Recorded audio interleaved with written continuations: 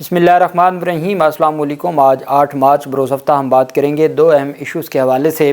Parliament में आज एक रूलिंग मंजूर की गई है और हुकूमती इत्तेहाद जब आप जाली मैंडेट से ओहदों पर आते हैं तो फिर आपकी कोई इज़्ज़त नहीं होती, ना आपके अहकामात की इज़्ज़त होती है। और आज जो तारीख़ी शिकस्त हुकूमती इत्तेहाद को उठाना पड़ी है ये किसी को मुँह दिखाने के काबिल नहीं रहा। ये पूरे का पूरा जो निज़ाम है उसकी तफसीलात मैं आपके साथ शेयर करूँगा और साथ में आपको बताऊँगा पाकिस्तान तहरीक इंसाफ ने आज जो आईना दिखाया है पार्लियामेंट में जो जाली मैंडेट वालों को, और फिर उसके बाद एक सेनेटर के प्रोटेक्शन ऑर्डर पर अमल दरामद हुआ, दूसरे सेनेटर को ना लाया गया। तो जो एक सेनेटर को लाया गया पीटीआई के, वो एहतजाजन वॉकआउट कर गया। उन्होंने कहा कि खुदा के लिए मेरे भी मुअत्तल कर दें, मुझे नहीं चाहिए आपका प्रोटेक्शन ऑर्डर जब आपने एक पे अमल दरामद करवा सकते हैं दूसरे पर अमल दरामद नहीं करवा सकते।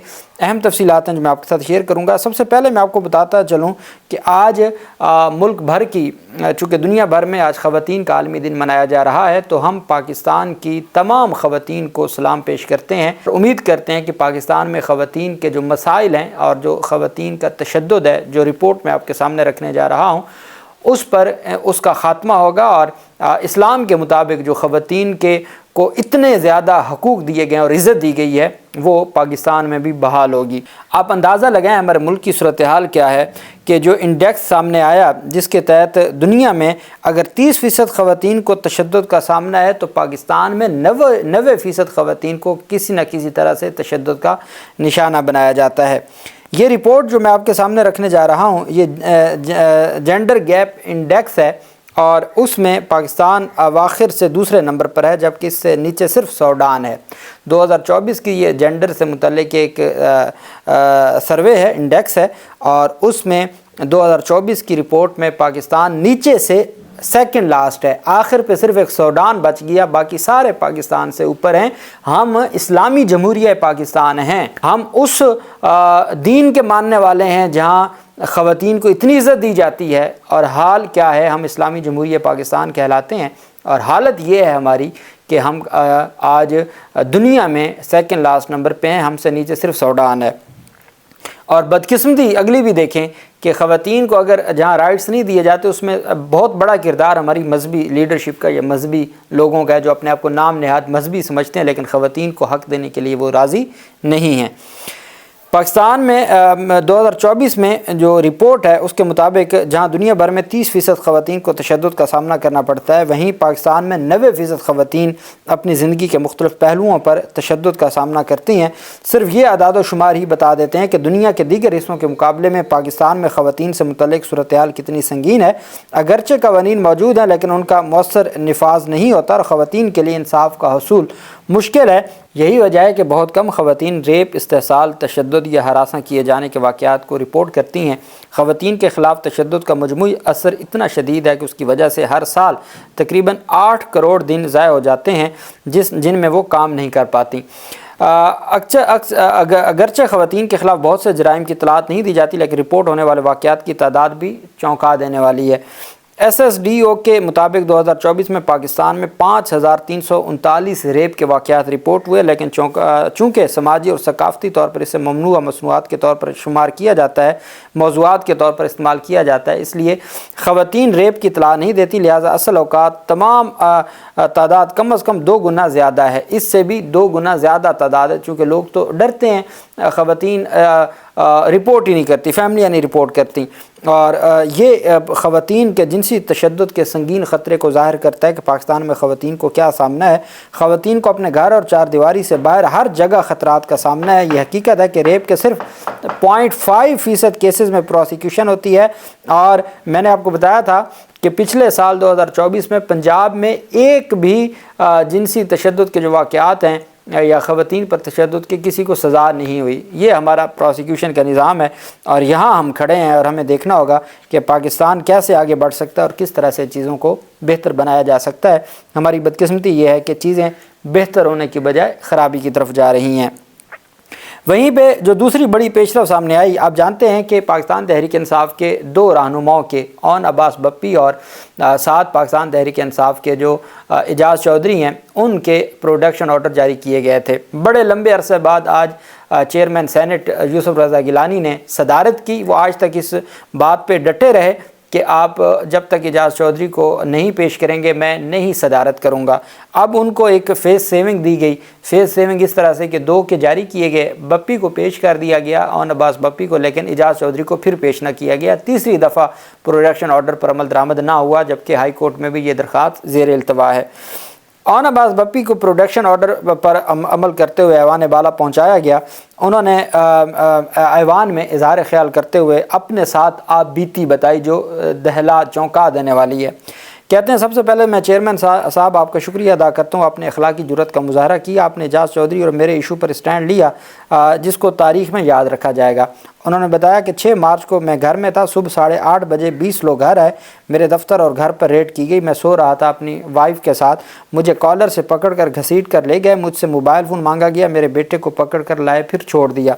اون عباس بپی نے بتایا کہ میرے منہ پر کالا کپڑا تھا، 2 گھنٹے تک سفر کے بعد جج کے سامنے لایا گیا، رات کے 7-8 بجے عدالت کھلی، مجھے جج کے سامنے پیش کیا تو جج نے مجھ سے پوچھا کہ آپ کو پتہ ہے کہ آپ پر الزام کیا ہے؟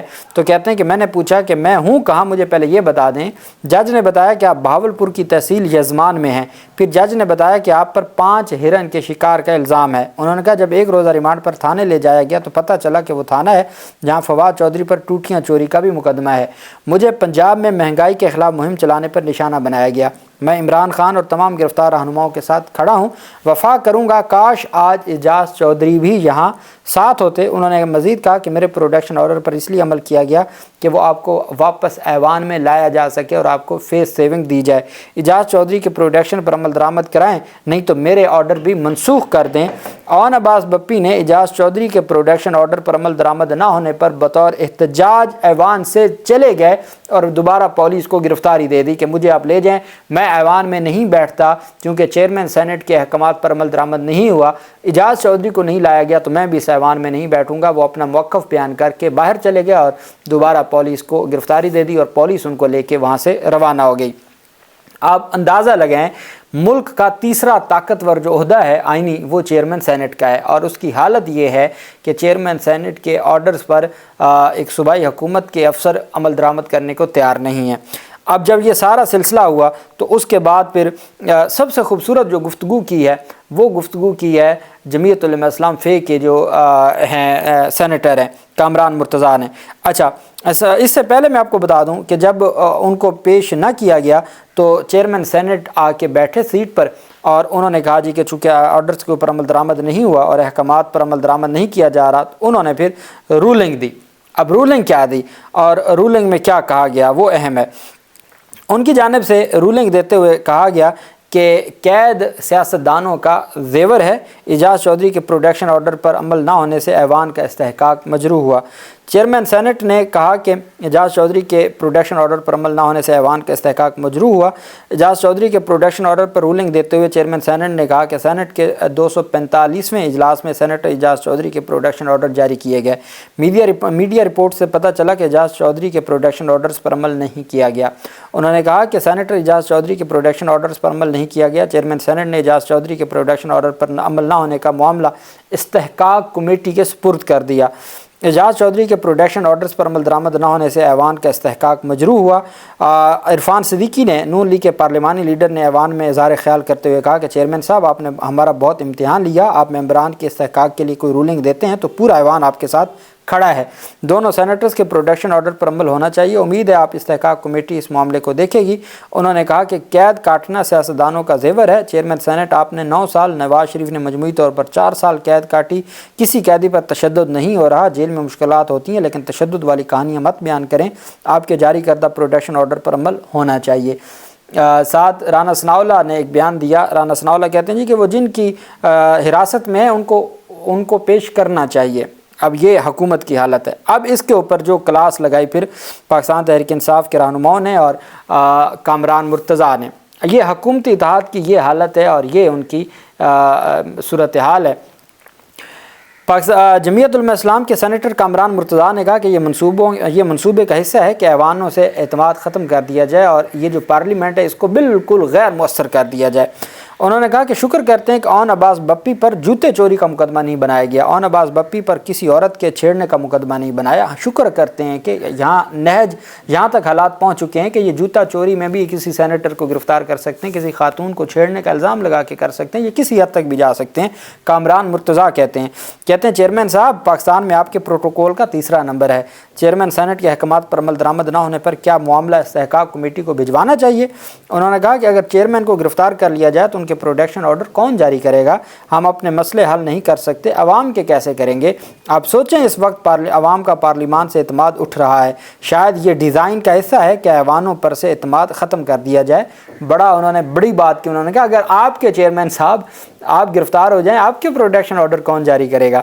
पीटीआई सेनेटर हुमायूं महमद ने कहा कि यह ऐवान नामुकम्मल है, चेयरमैन और डिप्टी चेयरमैन की पोस्ट गैर आइनी है, चूँकि जब आइन में 12 सेनेटर ही नहीं हैं, बग़ैर 12 सेनेटर के खैबर पख्तूनख्वा की नुमाइंदगी के चेयरमैन सेनेट और डिप्टी चेयरमैन सेनेट का इलेक्शन हुआ, तो वो तो इलेक्शन ही गैर आइनी है। पीटीआई सेनेटर ने कहा कि चेयरमैन और डिप्टी चेयरमैन की आपकी तो अपनी पोस्ट गैर आइनी है, इस ऐवान का इंतखाबात ताहाल नामुकम्मल है। जब आपका ओहदा गैर आइनी है तो आपके फैसलों पर अमल दरामद कैसे होगा? आपको कोई इज़्ज़त कैसे देगा जब आपका मैंडेट ही जाली है?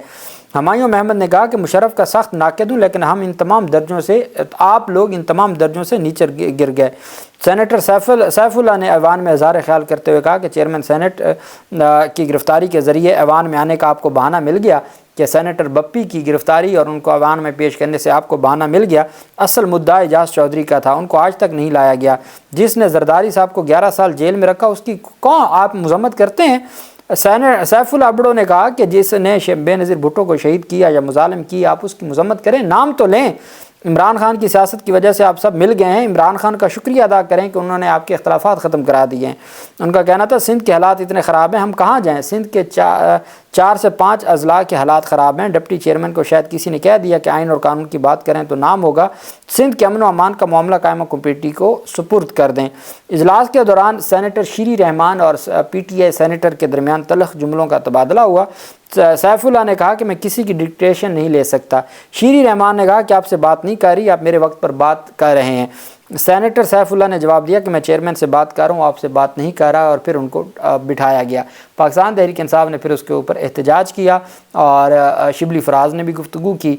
रूलिंग दे दी है, मामला इस्तेहकाक कमेटी को भिजवा दिया और अपनी नालायकी और अपनी नाकामी और शिकस्त हुकूमती इत्तेहाद ने तस्लीम कर ली है। इस हद तक भी कोई ऐवान की जो ऐवान के इस्तेहकाक का जो का मजरू होना, उसकी कोई मिसाल आज तक नहीं मिलती जो इस हुकूमत और इस पार्लियामेंट ने अपना हशर कर दी है, चूँकि मैंडेट अवाम का नहीं है। अल्लाह पाक पाकिस्तान का हामी नासिर हो। बहुत शुक्रिया। अल्लाह हाफिज़। पाकिस्तान जिंदाबाद।